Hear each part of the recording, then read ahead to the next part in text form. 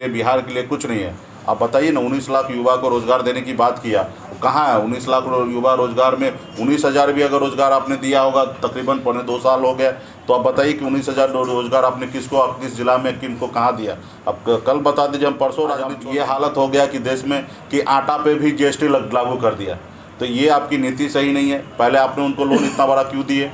अब अडानी है कौन, उनके पास 5 लाख करोड़ रुपए आप लोन दे रहे हैं? किस बेसिस पे लोन दे रहे हैं? एक गरीब समाज का बेटा कोई अगर व्यवसाय करना चाहता है, 5 लाख रुपया लोन लेना चाहता, तो उसके लिए आप उनका घर और सब चीज़ आप गिरवी रख लेते, पूरा 50 तरह का पेपर मांगते, वो 6 महीना उनको लगा देते। लेकिन आप बड़े बड़े उद्योगपति को इतना लोन आप कहाँ से दे देते? क्यों? दमा, फेफड़ा कैंसर, टीबी आदि से है परेशान तो Iman TB chest and heart care clinic है एक बेहतर समाधान।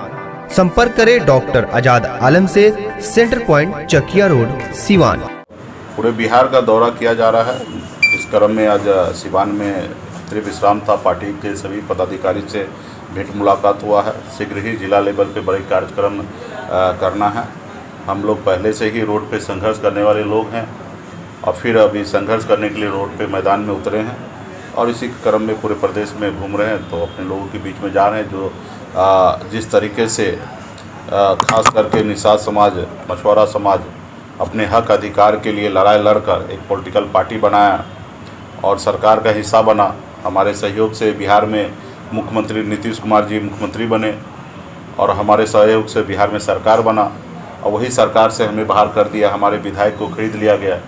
तो ये ज़रूरी है कि अपने गांव-गांव में अपने लोगों के बीच में जाकर उनको बताना, समझाना कि वो लोग नहीं चाहता है, जो लोग आपके पूर्वज को 75 साल से, आज़ादी के 75 साल से अपने पैरों के तले दबा के रखा था, आज उनको खुशी 1% का भी नहीं है। जो आज आपने सिर्फ 4 विधायक बनाया लेकिन आपके विधायक को खरीद लिया।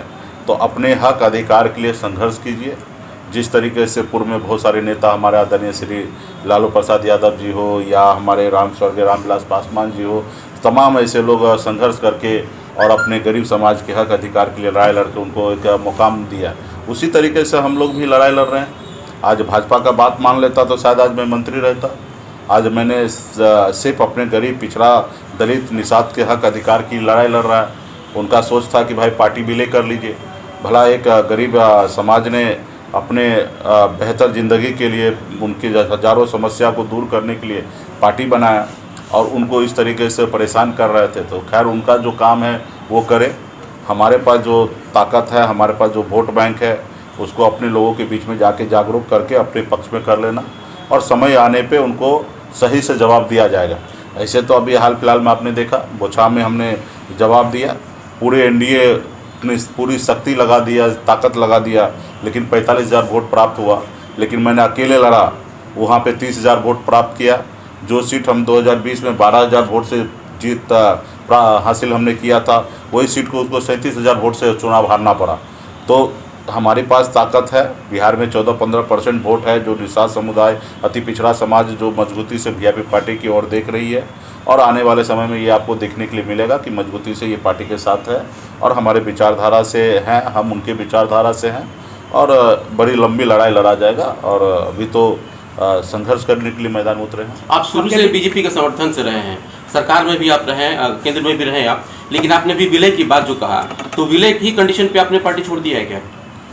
हाँ, उनकी तरफ से यही प्रपोजल था कि आप विलय कर लीजिए, भविष्य में आपको मुख्यमंत्री बनाएंगे और आगे हमारे साथ रह के काम कीजिए। वो नहीं चाहता कि कोई एक पिछड़ा का बेटा बिहार में राजनीति में आगे बढ़े, ताकि उनको जिस तरीके से माननीय मुख्यमंत्री नीतीश कुमार जैसे आगे बढ़े। तो आज भाजपा 20 साल से उनके पीछे पीछे घूम रहे हैं, तो उनको दिख रहा है कि एक अति पिछड़ा का बेटा अगर खड़ा हो गया, अपने 15-20% वोट को लेके खड़ा हो गया, तो हमारे लिए भारी गिर जाएगा। अब शायद हमें भी इनके साथ 30-35 साल पीछे पीछे घूमना पड़ेगा। तो उन्होंने ऐसी रणनीति आजमाया है, लेकिन ये उनका सोच जो है वो गलत है और हम लोग अपने वजूद की लड़ाई लड़ेंगे और उनको हमेशा बिहार में किसी न किसी पॉलिटिकल पार्टी के पीछे ही घूमना पड़ेगा। उनके पास वोट बैंक क्या है, वो चंदा करके 4 समाज को जोड़कर वो राजनीति करते हैं, लेकिन हमारे पास समाज के पास जो लोग हैं, आज देखिए कि कभी भी भाजपा अपने दम पे बिहार में सरकार नहीं बना सकते। जब तक उसको पिछड़ा समाज, दलित समाज, ऐसे समाज उनको साथ नहीं देगा, तब तक वो सरकार नहीं बना सकते। और ये आज तक हम, चाहे मेरे सहयोग से हो या मुख्यमंत्री नीतीश कुमार जी के सहयोग से हो, आज वो सत्ता में है। और उनको सिर्फ सत्ता चाहिए, उनको समाज के लिए, बिहार के लिए कुछ नहीं है। आप बताइए ना, 19 लाख युवा को रोज़गार देने की बात किया, कहाँ है 19 लाख युवा रोज़गार में? 19,000 भी अगर रोज़गार आपने दिया होगा, तकरीबन 2.25 साल हो गया, तो आप बताइए कि 19,000 रोज़गार आपने किसको, आप किस जिला में किनको कहाँ दिया? अब कल बता दीजिए, हम परसों राजनीति छोड़ देंगे। लेकिन आप तो सिर्फ सत्ता के लिए लड़ाई लड़ रहे हैं, लोकतंत्र पे आपको भरोसा नहीं है। आप देश में बड़े बड़े पार्टी को या विधायक को खरीदने का काम करते हैं। भाई जनता ने चुना, 5 साल के लिए विधायक एक पार्टी को चुना है, वो उसको सरकार चलाने दीजिए। 5 साल में सही काम नहीं करेगा तो जनता स्वतः उनको हटा देंगे। लेकिन आप कौन होते हैं हटाने वाले?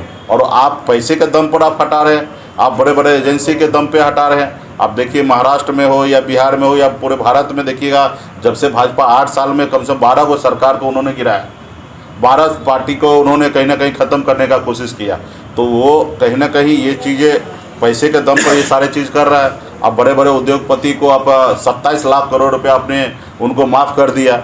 आज अब ये हालत हो गया कि देश में कि आटा पे भी GST लागू कर दिया। तो ये आपकी नीति सही नहीं है। पहले आपने उनको लोन इतना बड़ा क्यों दिए?